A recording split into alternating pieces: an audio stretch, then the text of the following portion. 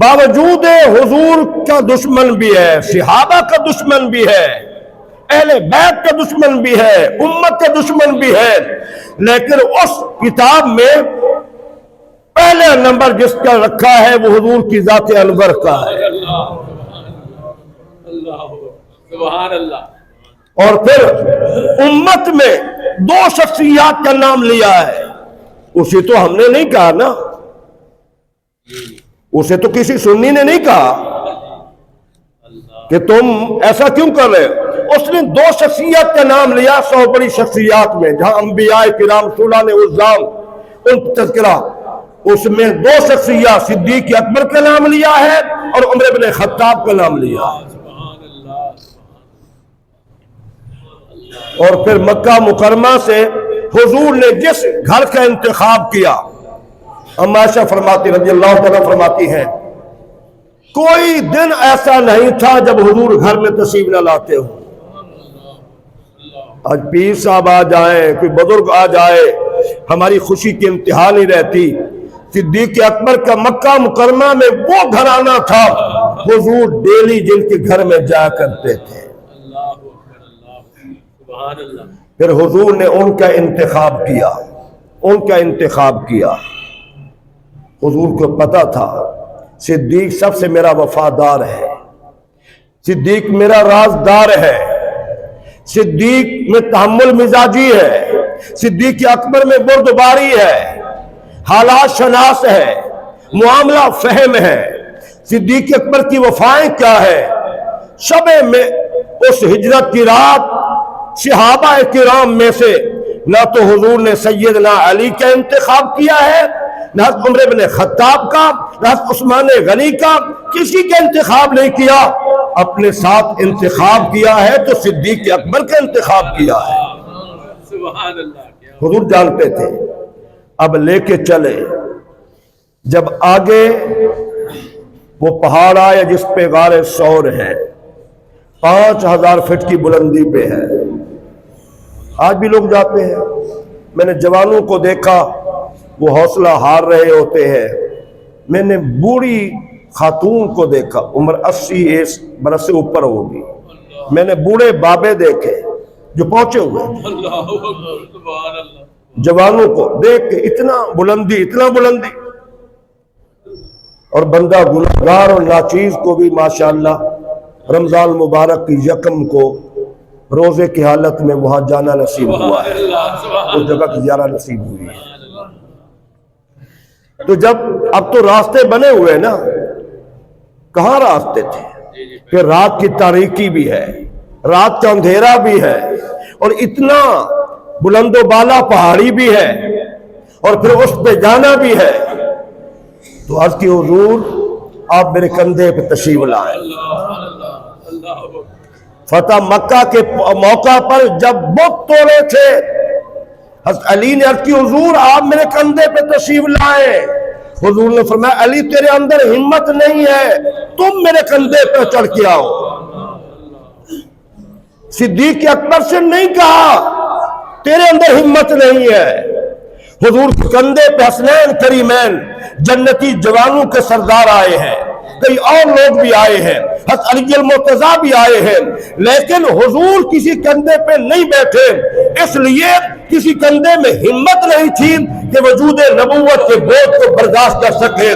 یہ بوجھ برداشت کرنے والے کون تھے؟ صدیق اکبر۔ نعرہ تکبیر، نعرہ رسالت، عظمت و شان صدیق اکبر، سبحان اللہ۔ تاجدار ختم نبوت، زندہ باد، تاجدار ختم نبوت، میں حق اہل سنت۔ اور پھر ایک میں بات کرتا ہوں میرے بچوں کو بھی سمجھ آتی ہے۔ آج صبح میرا شالیمار درس تھا شاہ صاحب کے ہاں، بڑا ذوق تھا۔ وہ جو کہ المفتی صاحب اگلے جمعہ بھی آپ نے بیان کرنا ہے، اسی موضوع کو بیان کرنا ہے آپ نے۔ ہر بندہ، میں کہتا ہوں چہرے مسکرا رہے تھے، کئی لوگ عاشقوں سے اشک جاری تھے کہ زندگی میں ایسی گفتگو نہیں سنی۔ موضوع مختلف تھا، بہرحال ذرا آپ غور فرمائیں۔ میں اپنے جوانوں اور بچوں کو سمجھانا چاہتا ہوں، توجہ سے سنیں۔ امت کا اس پہ ایمان اور یقین ہے، کیا سنی ہے، کیا دیوبندی ہے، کیا وہابی ہے، जिस सवारी पे हुजूर ने सफर किया, कायनात में आला सवारी वही है। जिस बिस्तर पे हुजूर बैठे, कायनात में आला बिस्तर वही है। जिस गार में हुजूर बैठे, कायनात में आला गार वही है। और जिस मिंबर पे हुजूर बैठे, कायनात में आला मिंबर भी वही है। मेरे भाइयों, फिर जरा आप गौर करें, हमारा अकीदा ये है, जिस कंधे पे हुजूर बैठे, कायनात में अजीम कंधा भी वही है। कायनात में अजीम कंधा भी वही है। लेकर गए, गार में लेकर गए। सिद्दीक अकबर को कोई अपना गम नहीं था, कोई अपनी परेशानी नहीं थी, उनको सारा गम हुजूर का था। काफिर आ न जाए, काफिर आ न जाए। जब कुफारे मक्का वहां पहुंचे, अल्लाह की शान देखिए, वहां पर मकड़ी ने जाला तन दिया, कबूतरी ने अंडे दे दिए, गार का मुंह यूं जाले से। जब देखा सिद्दीक अकबर ने, अर्ज की हुजूर ये अगर अपने पांव देख ले हम नजर आ जाएंगे। तो फिर उस वक्त हुजूर ने फरमाया, ला तहज़न इन्नल्लाह माना, अबू बकर गम न करो, अल्लाह हमारे साथ है। अल्लाह हमारे साथ है। इतना बड़ा एजाज जिनको मिल रहा है वो सिद्दीक अकबर रज़ियल्लाहु ताला अन्हु है। फिर जरा आप गौर फरमाएं, हुजूर ने फरमाया कोई मुसलमान मुसलमानों के जानो माल की हिफाजत करने के लिए आंखें खुली रखता है, एक लम्हा जाग के गुजार रहा है, मुसलमान का नुकसान न हो, मुसलमान पर ज्यादती न हो। जो मुसलमान आंख खोल के मुसलमानों की हिफाजत कर रहा है, अल्लाह उसे 60 साल की नफली इबादत का अजर देता है। मैं जनरलों की बात नहीं करता, मैं उन फौजियों की बात करता हूं जो बॉर्डर पे खड़े हैं, हमारी हिफाजत के लिए खड़े हैं, जिनको सामने मौत नजर आती है, उनको कोई फिक्र नहीं है, हमारे जानो माल की हिफाजत के लिए खड़े हैं। हुजूर फरमाया कि उनकी कद्र मंजिलत एक लम्हे के लिए आंख खुली रखना, मुसलमान महफूज रहे, अल्लाह 60 बरस की नफली इबादत का अजर देता है। मेरे भाइयों समझो, जरा गौर करो, तेरी मेरी हिफाजत का ये अजर है। सिद्दीक अकबर ने 3 दिन और 3 रातें तन्हा अकेले वजूदे नबूवत की हिफाजत की है। ठीक है, 3 दिन और 3 रातें तन्हा अकेले हुजूर के वजूदे नबूवत की हिफाजत की है। उनकी अजमत का अंदाजा कौन लगा सकता है। और हुजूर ने भी फरमाया मेरे सहाबा, अल्लाह करीम ने जो मेरे सीने में डाला है, मैंने वो सिद्दीक के सीने में डाल दिया है। और फिर हुजूर ने ये भी फरमाया, मेरी सारी उम्मत का ईमान एक पलड़े में हो और दूसरे पलड़े में मेरे सिद्दीक का ईमान हो तो मेरी पूरी उम्मत से बढ़ जाए। तो पहली शख्सियत इस्लाम में आने वाली कौन है? सैयदना सिद्दीक अकबर रज़ियल्लाहु ताला अन्हु है। और फिर रहमत आलम ने उस मौका पर जब सहाबा किराम ने एक नजारा देखा, कायनात में ये नजारा, ये अंदाज, ये तरीका, ये हुस्न किसी नबी के उम्मती को नसीब नहीं हुआ, किसी नबी के उम्मती को ये एजाज हासिल नहीं हुआ। जब रहमतुल लिल आलमीन इस हाथ में सिद्दीक अकबर का हाथ है, इस हाथ में फारूक आजम का हाथ है, दरमियान में इमामुल अंबिया है, तसव्वुर में लाइए मस्जिद नबवी है, सहाबा है, हुजूर है।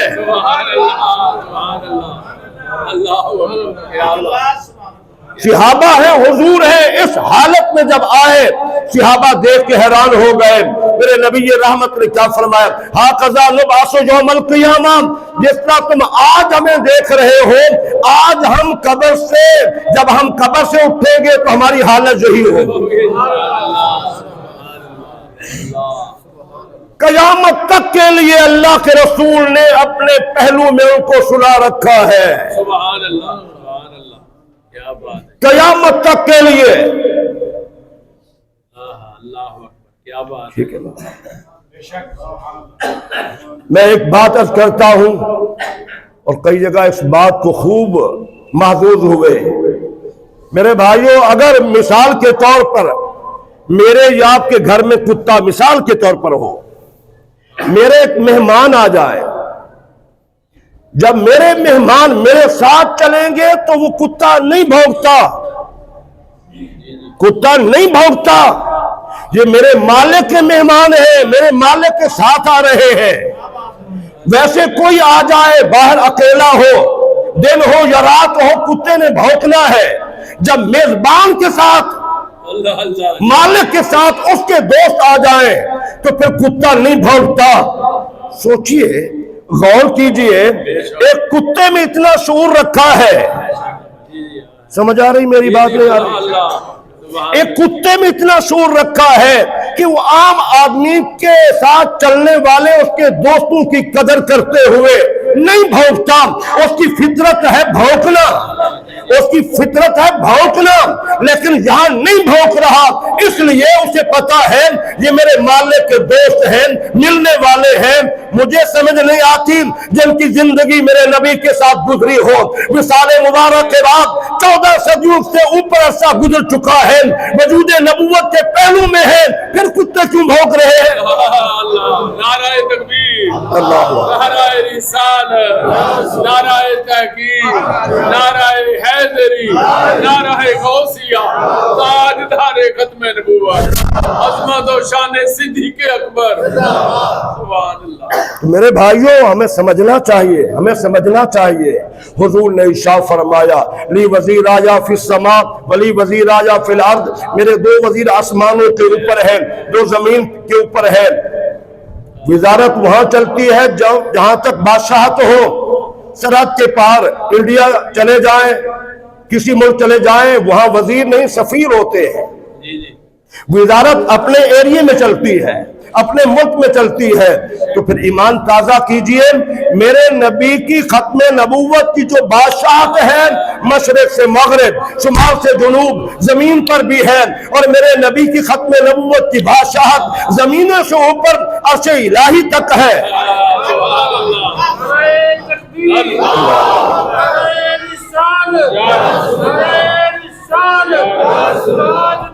ختم نبوت،